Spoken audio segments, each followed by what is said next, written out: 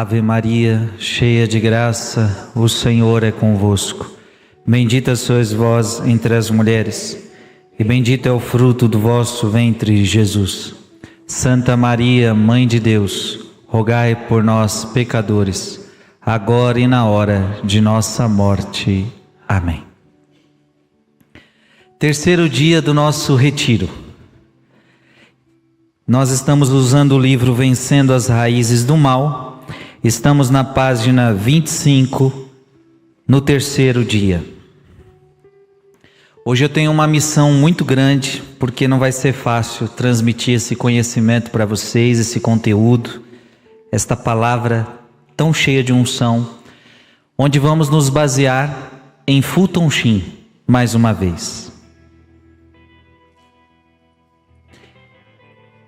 E nós vamos meditar um dos piores pecados capitais, o pecado capital da inveja.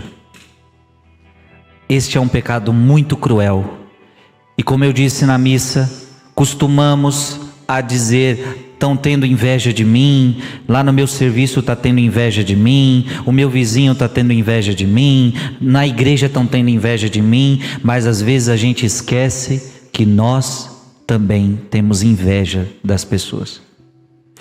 Eu gostaria muito que você olhasse muito para você mais do que para os outros nesta pregação. Fulton Sheen diz que Jesus, na cruz, destrói o pecado da inveja quando ele diz, Lucas capítulo 23, 43, Jesus respondeu-lhe: em verdade te digo, hoje estarás comigo no paraíso. Nós vamos entender que essa palavra de Jesus era Jesus destruindo a inveja. Em reparação pelo pecado da inveja, temos a segunda palavra da cruz. O que é a inveja? Isso é a primeira coisa que a gente precisa entender. A inveja define-se como uma tristeza pelo bem do próximo e a alegria pelo seu mal. Então veja, quando o outro se dá bem, você fica triste, e quando o outro se dá mal, você fica feliz. É aquele famoso bem feito. Você já fez um bem feito para alguém? Se deu mal, se lascou o outro, bem feito. Aí você se alegra com aquilo. O outro se desgraçou todinho, o outro foi pro buraco e você está alegre. Quantas vezes a gente já não foi assim? Então isso é inveja, porque às vezes as pessoas confundem inveja com cobiça. Ou seja, muita gente acha que inveja é querer o que o outro tem, eu quero o carro que ele tem. Não, inveja é mais isso daqui que eu estou falando.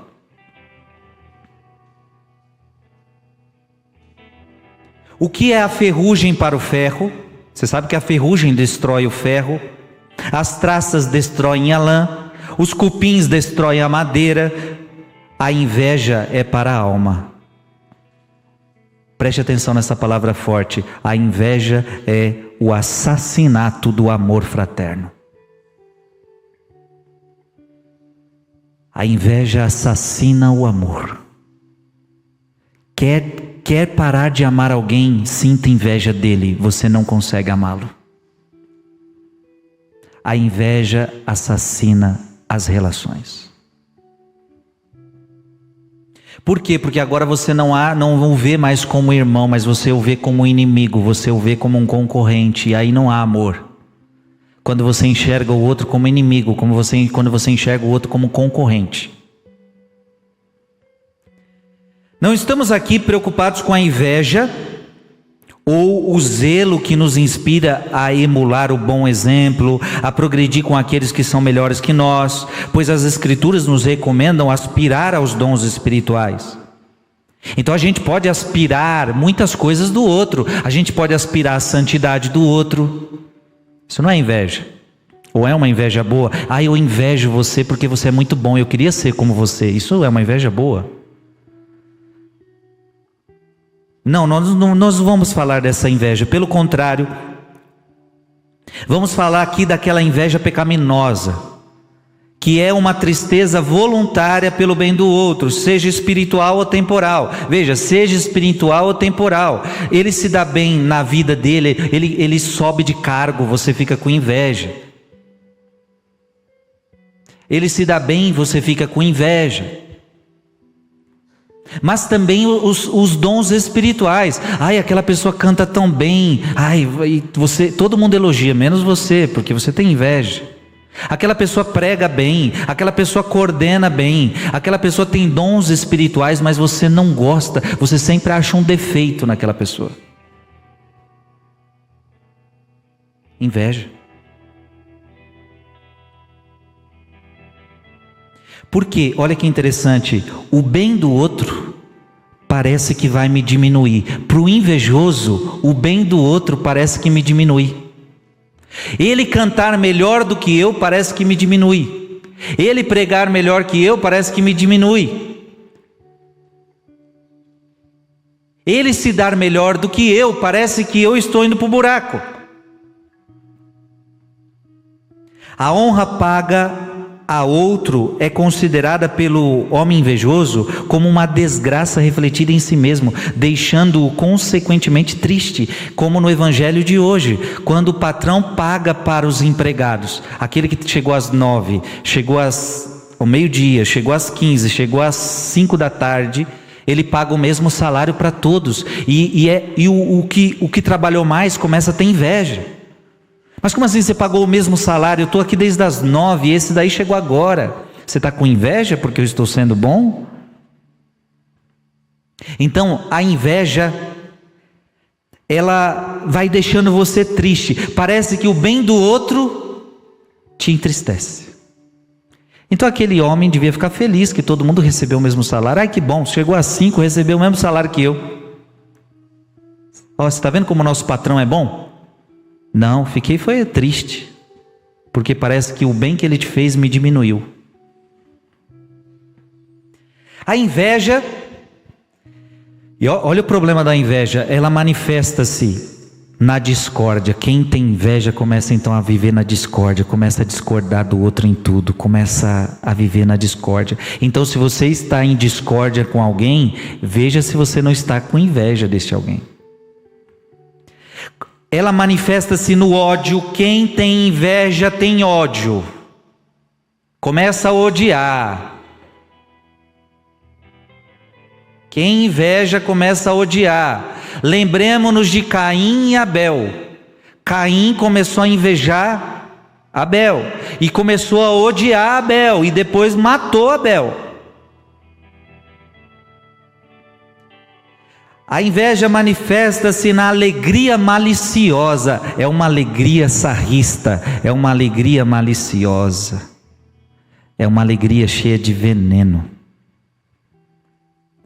A inveja manifesta-se na acusação, você começa a acusar o irmão, porque ele é muito bom naquilo que ele faz, mas você vai achar algum pecadinho nele para começar a acusar ele. Você começa a achar formas de acusação. Detratação, você começa a acusar, você começa a detratar. Imputação de motivos malignos. O ciúme, você começa a ter ciúme também. E começa a ter até a famosa, que é terrível, a calúnia. Você começa a falar mal e começa até a inventar história que é mentira, só para denegrir a imagem de quem você tem inveja. Vocês já estão vendo como é sério? Uma amostra desse tipo de inveja encontramos em uma das mulheres que pediram a Salomão para julgar sua disputa. Uma delas disse assim: ouve, meu senhor, esta mulher e eu habitamos na mesma casa. Eu dei à luz junto dela no mesmo aposento. 3 dias depois deu também ela à luz. Ora, nós vivemos juntas e não havia nenhum estranho conosco nessa casa, pois somente nós duas estávamos ali. Durante a noite morreu o filho dessa mulher, porque o abafou enquanto dormia. Levantou-se ela então no meio da noite, e enquanto a tua serva dormia, tomou meu filho que estava junto de mim e o deitou em seu seio, deixando no meu o seu filho morto. Olha aí, olha a acusação. Uma mulher está dizendo, olha, ela mata os filhos dela e pega o meu. A outra mulher respondeu, é mentira. Replicou a outra mulher, o que está vivo é meu filho, o teu é que morreu. A primeira contestou, não é assim, o teu filho é o que morreu, o que está vivo é o meu. E assim disputavam diante do rei. E o problema, não haviam testemunhas, era a palavra de uma mulher contra a palavra de outra mulher. Como resolver esta situação?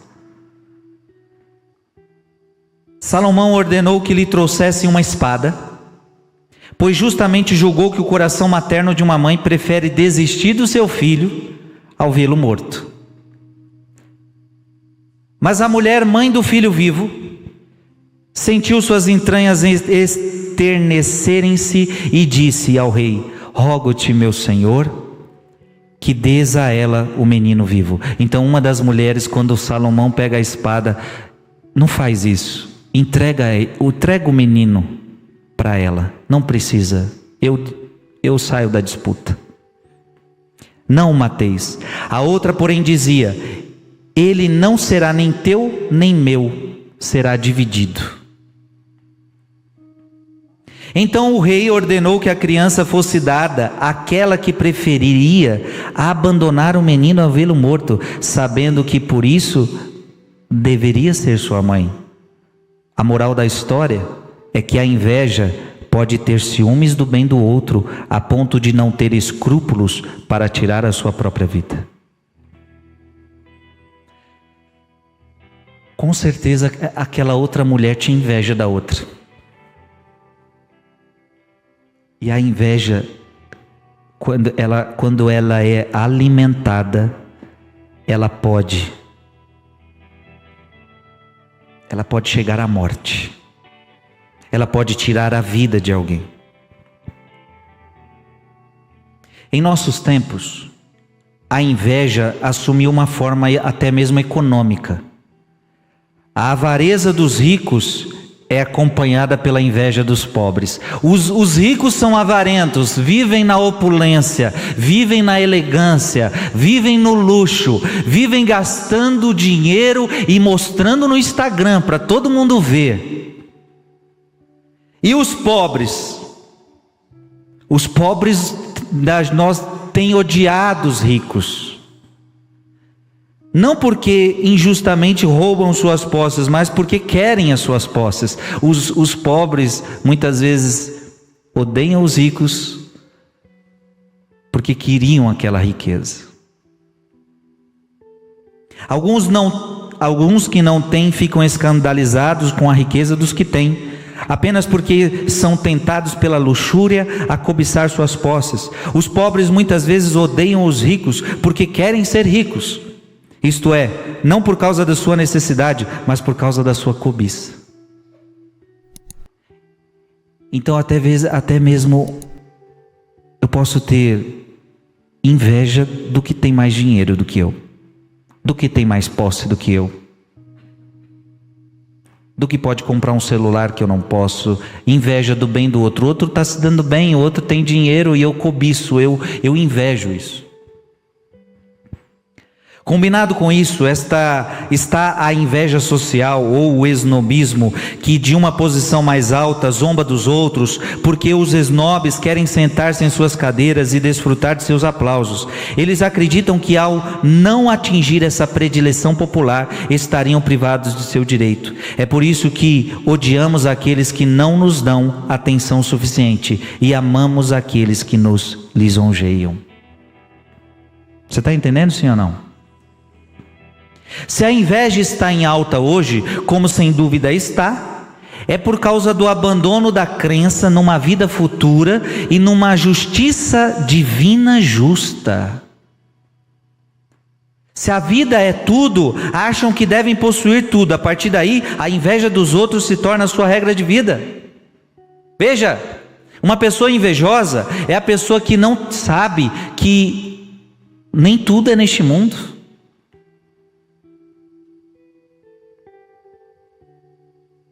Que um dia Deus vai fazer justiça. Que Deus dá a cada um o que Ele quer. Nosso Senhor foi insensamente em sua pregação contra a inveja. Para aqueles que tinham inveja da misericórdia estendida à ovelha perdida, Ele retrata os anjos no céu, alegrando-se mais com os pecadores penitentes do que com as 99 justos que não precisam de penitência. Veja, Jesus ia atrás dos pecadores e os fariseus tinham inveja. Como assim você vai comer na casa dos pecadores? Como assim? Quanta gente não suporta o que você faz? Quanta gente não suporta o que você faz? E Jesus diz: não ajunteis para vós tesouros na terra, onde a ferrugem e as traças corroem, onde os ladrões furtam e roubam. Ajuntai para vós tesouros no céu, onde não consomem nem as traças, nem a ferrugem, e os ladrões não furtam e nem roubam. Jesus lutava contra a inveja. Para aqueles que tinham inveja do poder, tal como na ocasião em que os apóstolos discutiam sobre quem seria o primeiro no reino, ele colocava uma criança no meio deles, em seus braços, lembrava-lhes que o céu estava aberto apenas para aqueles que eram como simples crianças, pois Cristo não está no grande, mas no pequeno. Lembra daquela história? Eu quero sentar na tua direita. Aí os outros apóstolos começam a brigar, porque a mãe pediu para os 2 filhos sentar um à direita e um à esquerda. Os outros ficam com inveja. E aí Jesus traz uma criança. Vocês não podem ser assim. Vocês não podem ter invejas uns dos outros. Olha esta criança, assim vocês devem ser. Mas a sua pregação contra a inveja não o livrava dos invejosos. Jesus sofreu muita inveja. Pilatos tinha inveja do seu poder. Anás tinha inveja da sua inocência. Caifás tinha inveja da sua popularidade. Herodes tinha inveja da sua superioridade moral. Os escribas e fariseus tinham inveja da sua sabedoria. Eita, Jesus, para todo lado que ele ia, era inveja para tudo que é lado. Se tem alguém que conviveu com a inveja 24 horas por dia, foi Jesus. Cada um deles havia construído seu assento de julgamento de superioridade moral, simulada a partir da qual poderiam sentenciar a moralidade à cruz. E para que ele não fosse mais uma pessoa a ser invejada, eles o reputaram com os ímpios. Jesus sofreu muita inveja. Por isso, o nosso modelo é Ele. Quando você estiver sofrendo a inveja das pessoas, o nosso modelo é Jesus. Nascido entre boi e jumento, era agora crucificado entre 2 criminosos.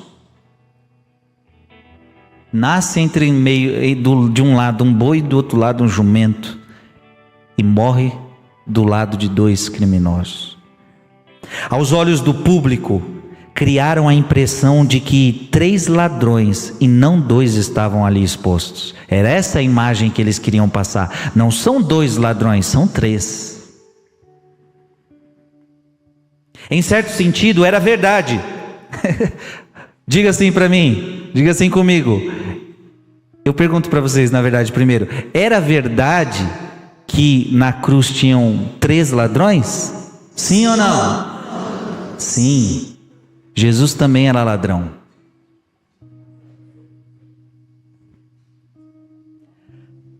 Em certo sentido, era verdade. 2 ladrões roubavam o ouro pela cobiça.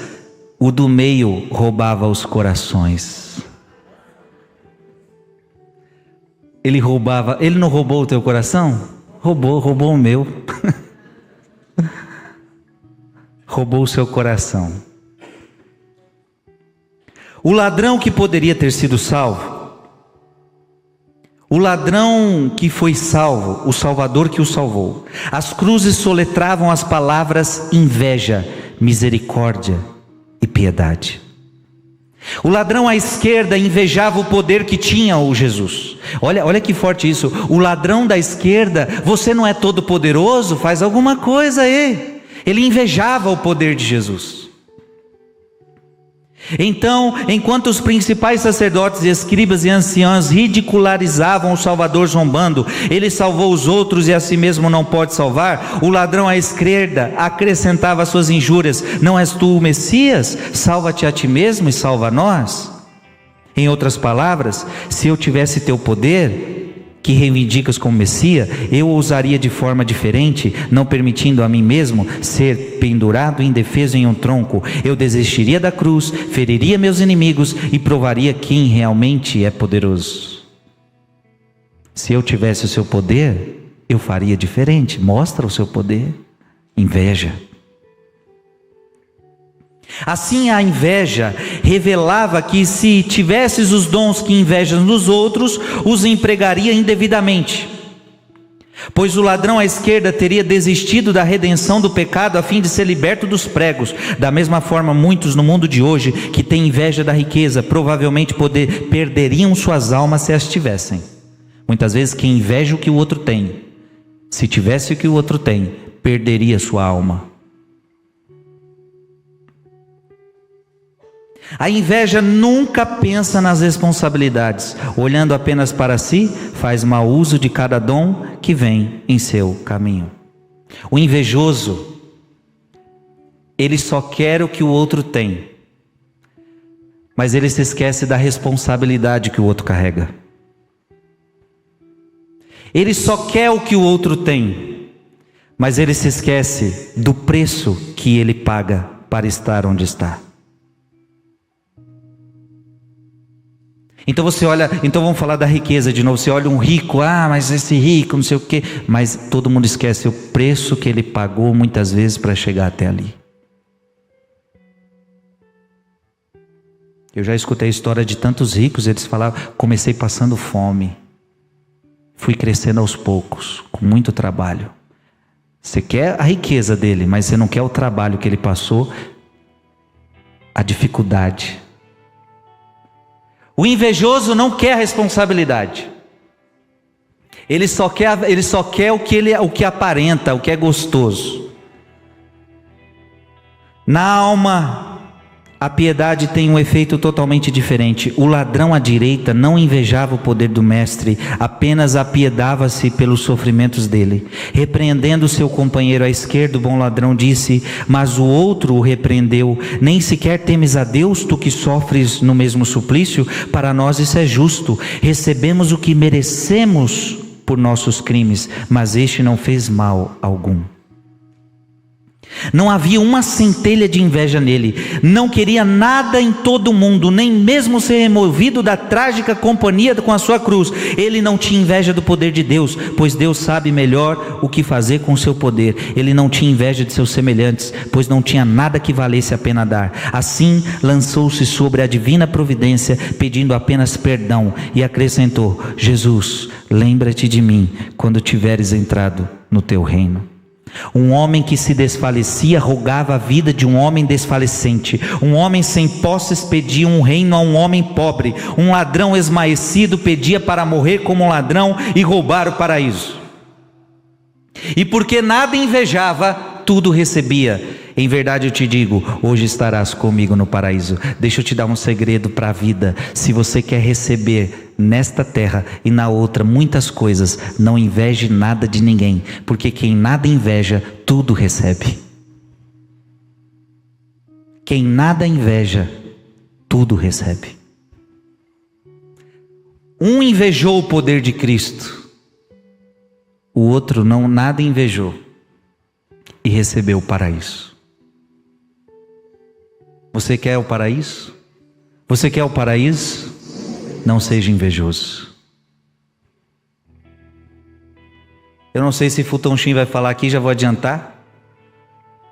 Lembremos-nos que um dos pecados do demônio foi a inveja.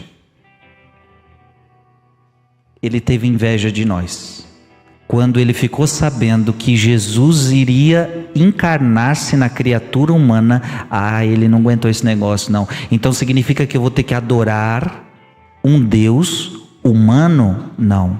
O homem é menos que eu não vou adorar homem. Inveja. E diz a Bíblia que por causa da inveja, a morte entrou no mundo. A inveja é destruidora. A inveja é um pecado diabólico por excelência.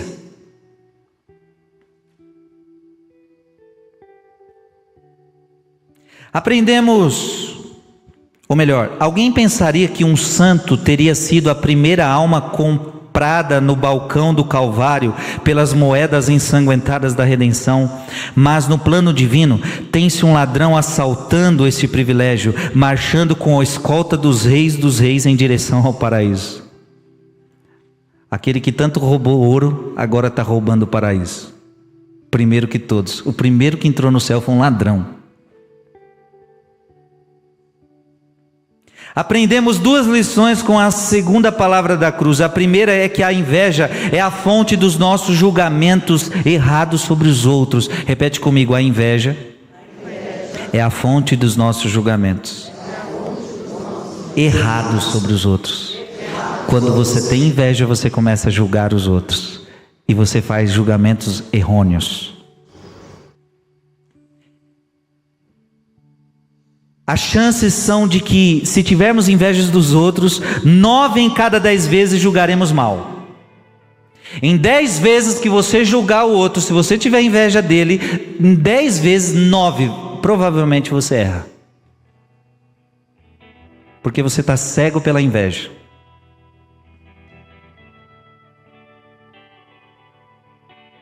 Porque o ladrão à esquerda tinha inveja do poder do nosso Senhor, julgava o mal, perdendo tanto a divindade do Salvador quanto a sua própria salvação. Argumentava falsamente que o poder deveria ser sempre usado da maneira que ele mesmo teria usado, transformando pregos em botões de rosa, uma cruz em tronco, sangue em realeza púrpura, a grama verde em armas de fogo. Ninguém na história do mundo chegou tão perto da redenção ao mesmo tempo. Jamais se viu alguém de tão perto se tivesse perdido. Esse ladrão estava tão perto. Sim ou não? Meu Deus, ele estava aqui, ó, do ladinho aqui, ó. Cadê a esquerda, né? A esquerda aqui, ó. Estava aqui, ó, do lado, tão perto. E perdeu o paraíso. Por inveja. Inveja.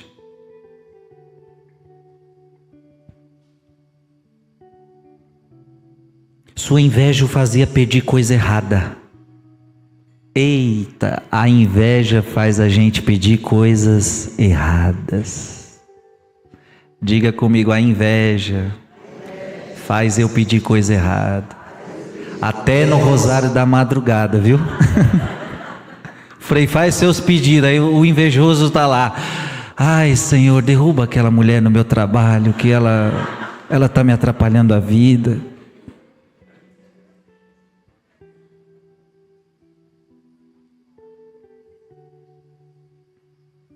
Pedia para cair quando deveria para pedir para firmar-se em pé. Alguém poderia pensar que a inveja de Herodes resultava em um julgamento igualmente falso. Ele massacrou os inocentes porque pensava que o rei menino viera destruir o reino terreno, quando na verdade estava no mundo apenas para anunciar o reino celeste. Olha isso, que forte. Herodes fica com inveja. Olha, vai nascer um menino e estão dizendo por aí que ele vai ser rei. Como assim? Olha a inveja era tão grande. Mata todos os meninos de 2 anos para baixo, mata todos eles. Porque ele ficou com medo de perder o seu reinado terrestre. E ó que Fulton Sheen fala, mas mal sabia ele que Jesus veio à terra não para tomar o seu lugar. E Jesus respeitava muitas autoridades. Jesus veio para anunciar um reino celeste. Mas por causa da inveja, você julga errado, você fica cego. Quando você tem inveja, a primeira coisa que você pensa é em eliminar a criatura. Você tem inveja de alguém no seu serviço, você quer tirar ela de lá. Você tem inveja de alguém na sua igreja, da sua pastoral, você é doido para que ela mude de paróquia.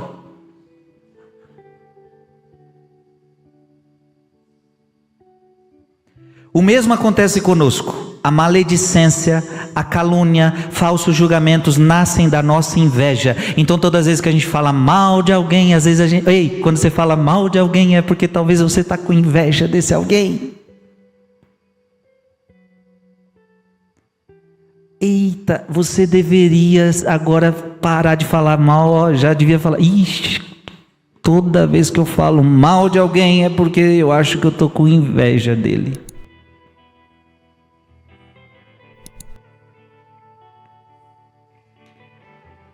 Então você começa a falar mal, você começa a fazer falsos julgamentos, e você pode até fazer calúnias, O que é calúnia? Olha, eu vi ali, eu vi uma situação tal, mas não aconteceu. Você começa a julgar, você começa a só soltar coisas soltas, começa a caluniar a vida da pessoa. Dizendo, ele está com inveja, mas como podemos saber a menos que nós mesmos não nos sintamos assim? Como sabemos que os outros estão agindo com orgulho, a menos que saibamos como é ser orgulhoso? Toda palavra invejosa é baseada em um falso julgamento da nossa própria superioridade moral. Sentar-se no juízo faz-nos sentir que estamos acima daqueles que são julgados e que somos mais justos e inocentes que eles. Quando você julga alguém, sempre é assim, é porque você está se colocando acima dele, porque só quem está acima pode julgar. Como você se acha melhor, você se acha no papel de juiz. E cuidado, porque às vezes, sabe o que acontece? A televisão, uma reportagem, a televisão lá começa a mostrar para nós. Vou falar até da nossa igreja. Ai, bispo tal, aconteceu isso, padre tal, aconteceu aquilo. Aí a gente pega aquelas informações da televisão e já emite um julgamento. Imagina eu um dia parar lá na entrevista lá. Não, a primeira coisa que você e eu temos que fazer eu costumo fazer assim, olha, pelo que eu estou vendo na televisão, vendo as informações, me parece isso, mas cuidado, eu não conversei com esse padre, eu precisava ligar para ele, perguntar a história da boca dele, o que aconteceu, padre? O que aconteceu, bispo? Se eu não tenho acesso a ele, então eu não tenho como falar, mas nós é tudo boca aberta. Houve uma informação e já começa a emitir juízo. Cuidado, olha para quem está do seu lado e fala, cuidado, toma juízo, criatura.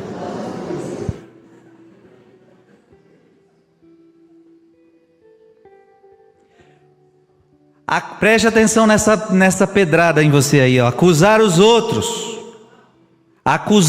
outros é dizer, eu não sou assim. Quando você acusa alguém, você está dizendo, eu não sou assim. Ter inveja dos outros é dizer, quando você tem inveja do outro, você está dizendo para o outro, você roubou o que é meu.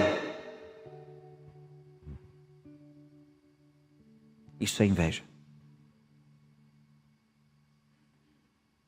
A inveja da riqueza dos outros resulta no grosseiro juízo errado de que a melhor maneira de acabar com o seu abuso nas mãos dos ricos é desprezá-los violentamente, de modo que os desapropriadores possam assim desfrutar do seu abuso.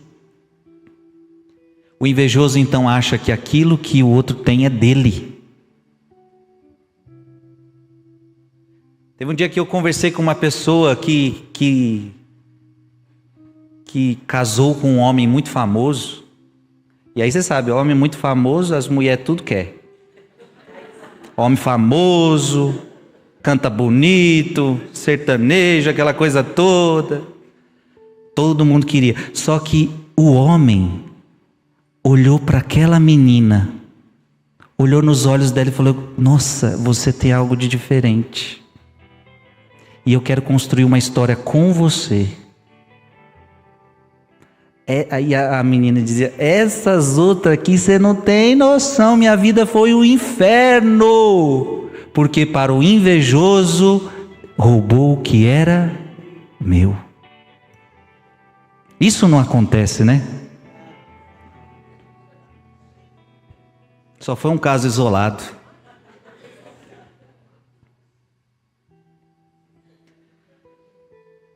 A inveja do poder político dos outros deu origem à filosofia errônea de que até mesmo os governos podem ser derrubados se a violência organizada puder impor-se suficiente para fazê-lo. A inveja do poder, olha que forte isso. Inveja do poder político, vamos fazer violência para tirar todo mundo daí, para acabar com tudo. Também não é assim. A inveja torna-se assim a negação de toda justiça e de todo amor. O invejoso está negando toda justiça, todo amor. Nos indivíduos, ela desenvolve um cinismo que destrói todos os valores morais, pois ao falir os outros, nós mesmos nos tornamos falidos. Nos grupos a inveja engana, porque estende as mãos com alegria para dar boas-vindas às pessoas que são diferentes, até que fiquem fortes o suficiente e aí então são cortadas. É assim que o mundo age. Eu te dou boas-vindas enquanto você é pequenininho. Quando você cresce, então você é cortado.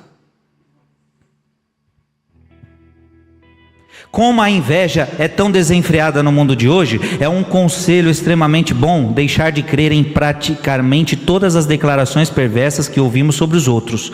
Tudo o que você ouve falar sobre os outros, não acredite em nada, é a melhor coisa que tem. Não acredite em nada. Pense em quanto o ladrão da direita teve que desconsiderar para chegar à verdade. Ele teve que desacreditar o julgamento de 4 juízes invejosos, a devassidão de escribas e a inveja dos anciãos, as declarações blasfemas de curiosos espectadores que amam assassinatos e as provocações invejosas do ladrão à esquerda, que estava disposto a perder a sua alma se ao menos pudesse matar seus dedos ágeis para praticar mais roubos. Olha que interessante, Fulton Sheen está dizendo que o ladrão da direita, ele teve que desacreditar de todo mundo, e assim a inveja não entrou no seu coração. Porque se ele acreditasse, mas se esse homem está aqui é porque ele fez alguma coisa errada, porque olha, aquele ali está aqui, aquele outro, o governador o colocou aqui, ele desacreditou de todo mundo, e assim ele chegou à verdade.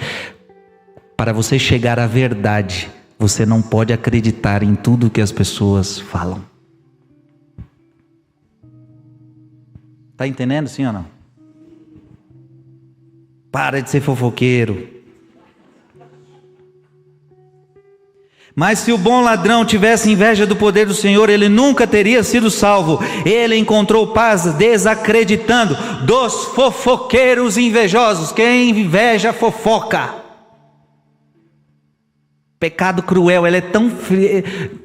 Por que é pecado o pecado capital é o pecado cabeça, ele gera outros pecados, então a fofoca, a calúnia, a mentira, tudo, pecado capital é um dos piores que tem, minha gente.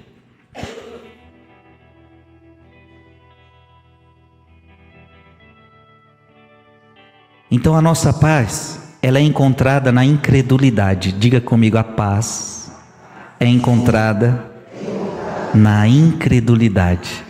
Quer viver em paz? Não acredite nas conversas dos outros. Olha o conselho gigante que eu estou te dando hoje.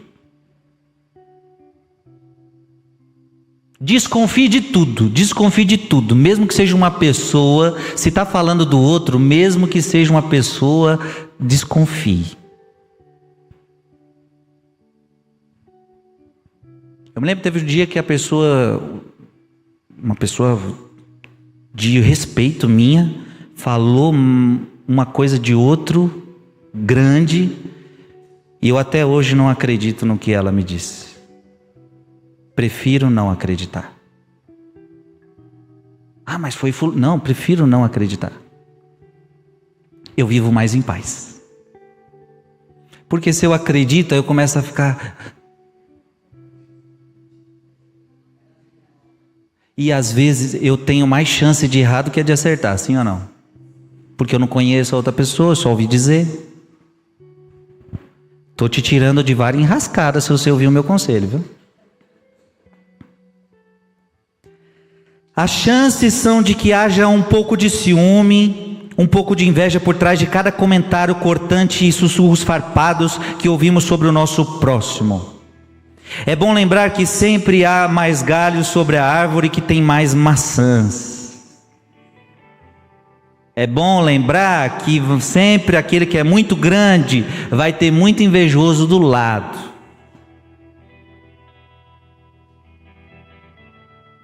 Para aqueles que são injustamente atacados, seria uma consolação lembrarem-se que jamais alguém nos chuta por trás.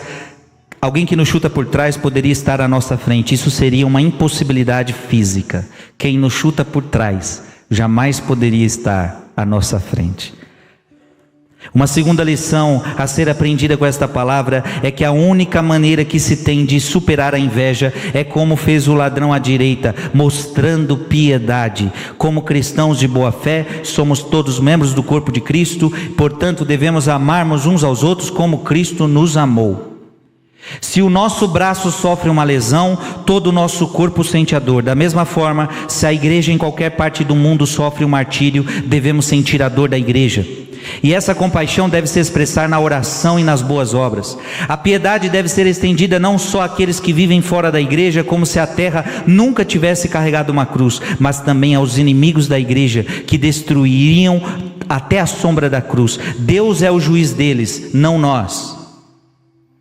E como os irmãos potenciais de Cristo, filhos de um Pai Celeste, filhos de Maria, eles devem ser dignos de nossa piedade, uma vez que eram dignos do sangue do nosso Salvador. Preste atenção, o que Fulton Sheen está dizendo, que se tem alguém que inveja você, você deve tratá-lo com piedade. Está entendendo? Tenha piedade dele. Ele não sabe o que está fazendo. Tem alguém que inveja você? Piedade dele. Infelizmente, há alguns que culpam a igreja por receber grandes pecadores em seus leitos de mortes. Há alguns anos, alguém que se acreditava ser um chantagista e assassino encontrou a morte nas mãos dos seus comparsas. Poucos minutos antes de sua morte, ele pediu para ser recebido na igreja, foi batizado, recebeu a primeira comunhão, foi ungido e recebeu a última bênção. Alguns que deveriam ter mais conhecimento protestaram contra a igreja. Imagine, a inveja da salvação de uma alma. Por que não se alegrar com a misericórdia de Deus? Afinal, ele não pertencia à mesma profissão que o ladrão à direita? E por que nosso Senhor não estaria ansioso para que salvar todos os ladrões do século 21? Tal como os ladrões do século 1, ambos têm almas. Parece que a inveja pecaminosa da salvação de um ladrão é um pecado maior do que o roubo. Um ladrão foi salvo, portanto ninguém se desespere. Um ladrão foi salvo, portanto, ninguém fique desesperado. Um ladrão perdeu-se, portanto, que ninguém esteja seguro da salvação. Olha que legal isso. O ladrão daqui, da direita, te ensina que você não precisa se desesperar, acreditar num Deus misericordioso. Ora, se esse ladrão fez tudo de errado, pediu perdão, se arrependeu e foi para o céu, se eu me arrepender, eu também posso ir para o céu. Este daqui nos ensina que se nós não pedimos perdão, se nós não nos arrependemos, nós podemos perder o paraíso. A cruz já tem um grande ensinamento para nós, hein? Tenha piedade então dos miseráveis, e a misericórdia divina será a recompensa por tua piedade. Quando os fariseus acusaram nosso Senhor de comer com os publicanos e pecadores, ele respondeu reiterando a necessidade de misericórdia. Ide e aprendei o que significam essas palavras. Eu quero a misericórdia e não o sacrifício. Eu não vim chamar os justos, mas os pecadores. Um dia, uma mulher foi ao Santo Padre São João Maria Vianney, o cura d'Arces, na França, e disse: meu marido não frequenta os sacramentos ou a missa há anos. Quantas vezes você, mulher, já foi falar isso para o padre? Ele tem sido infiel, perverso, injusto. Então a mulher foi lá para o padre cura d'Arces: ele é infiel, ele é injusto. Ele acabou de cair de uma ponte e foi afogado. Acabou de cair da ponte e foi afogado. Então a mulher estava desesperada, meu marido não ia para a igreja, não ia para a missa, era infiel, era perverso. O cura Darcy respondeu: Senhora, há uma curta distância entre a ponte e a água, e essa distância te proíbe de julgar o teu marido. Forte ou não é? Sabe por quê? Porque nessa distância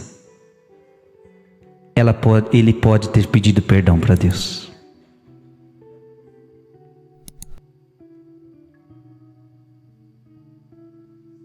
Eu vi muita gente colocando a Marília Mendonça no inferno. Isso é muito triste, é muito grave. E nós não temos o direito de fazer isso. Primeiro, que nós não conhecemos a sua vida. Segundo, do avião até o chão, teve o tempo de pedir todo perdão a Deus, e ela pode ter sido salva. E não sou eu quem vou dizer o que aconteceu ou o que não aconteceu. Parar de julgar as pessoas, parar de dizer quem está no céu, quem está no inferno. Quem está no céu a igreja diz, né? Mas quem está no inferno, quem é você para julgar? Veja, São João Maria Vianney, do seu marido, da ponte para a água que ele morreu, esta distância te impede de julgar.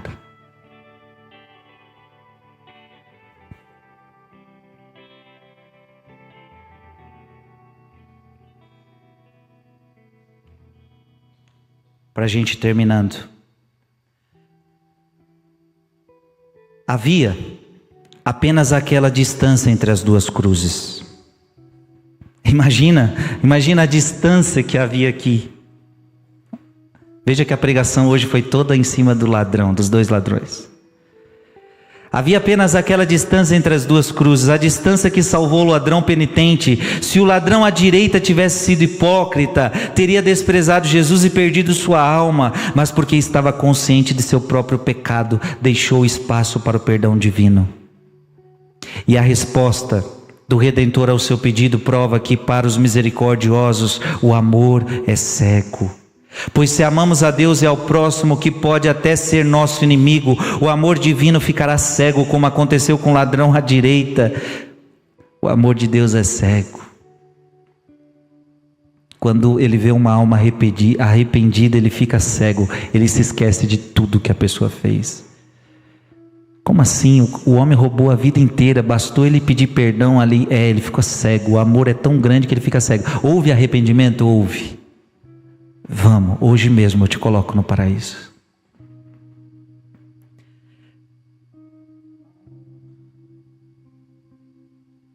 E a resposta do Redentor ao seu pedido prova que para os misericordiosos o amor é cego, pois se amamos a Deus e ao próximo, que pode até ser nosso inimigo, o amor divino ficará cego, como aconteceu com o ladrão à direita.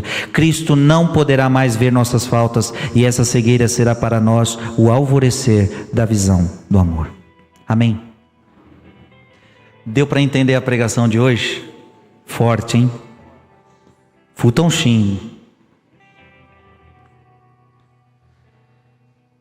Já vimos como nos libertar da ira, agora da inveja, amanhã já é outro pecado capital que a gente vai tratar aqui.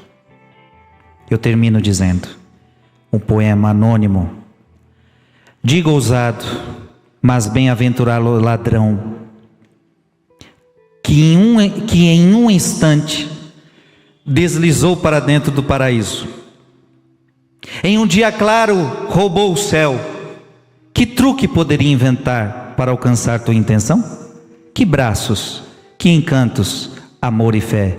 Diga, ousado, mas abençoado ladrão, como pudeste desvelar uma coroa acima daquela cabeça? Que texto, que brilho, um reino e uma cruz? Como poderias vir a enxergar Deus em um homem a morrer? Que luz, que visão, a visão da aflição. Eu vejo a Deus e a sua dor, e por essa visão eu vejo a luz. Assim fiz minha aflição, obter alívio. Aprenda esta regra de mim, tenha piedade dele, e então ele terá piedade de ti. O ladrão teve piedade, de Jesus. E Jesus teve piedade dele. Use isso, nunca deixe escapar. O céu pode ser roubado novamente por você. Amém? São Miguel Arcanjo, defendei-nos no combate. Sede o nosso refúgio contra as maldades e as ciladas do demônio. Ordena-lhe Deus, instantemente o pedimos. E vós, príncipe da milícia celeste, pela virtude divina, precipitai no inferno a Satanás e aos outros espíritos malignos que andam pelo mundo para perder as almas. Amém.